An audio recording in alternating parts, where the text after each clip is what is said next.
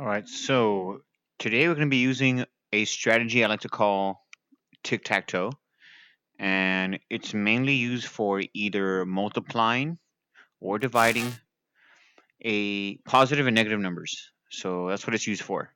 Anytime you're either multiplying or dividing by positive and negative numbers. And what you can do first is you're going to set up your basic tic tac toe grid or table, but we're not going to really play a game and we're not going to be really using X's and O's. Instead of X's and O's, we're going to be filling this up with positive and negatives. And what you can do first is start off with your positives. Now, when it comes to writing your positive symbols on this table, you can either do it diagonally, which is this way, or you can also do it diagonally the other way. It works either way, this way or that way. Oops, well, made a mistake. Let's fix that real quick. Don't want to confuse you guys. So let's start from scratch, pick that up later. So set up your tic-tac-toe table. Then once you do that, you're going to set up positives diagonally. Now remember, you got two options. You can either do it this way or that way, but I'm going to go with this way. Fill up the rest with negatives. And you're ready to use it. Let me pick this up. Before we begin working it out, let's go over how it's used. So this first and second column is the numbers you're using to multiply. And the third column, the last one here, is what the answer is, whether it's by multiplying or dividing. So for example, a positive times a negative gives you a negative answer. Over here, a negative number times a positive number gives you a negative answer. And right here, here's where it gets kind of tricky. All right, this part right here. Negative times negative equals positive. That's right.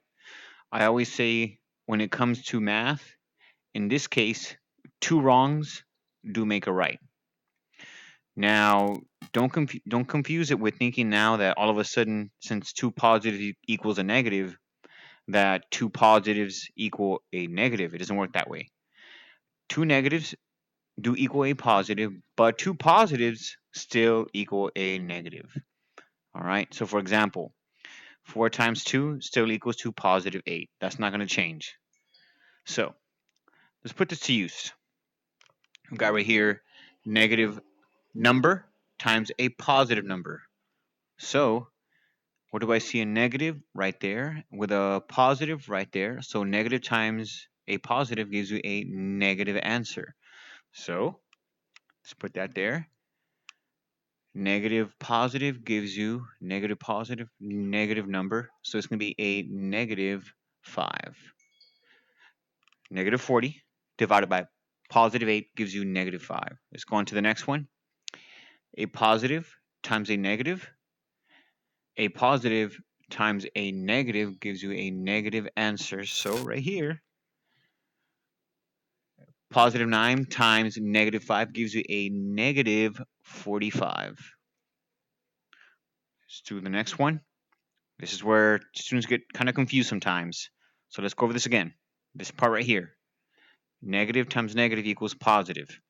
Negative times negative gives you a positive. So this can be a positive 16. That's right.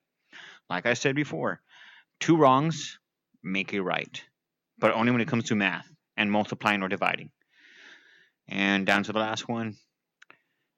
Negative times positive. Negative times positive equals a negative answer. So right here, negative 21. All right, so that's tic-tac-toe. Remember, you can use tic-tac-toe anytime you're either multiplying or dividing.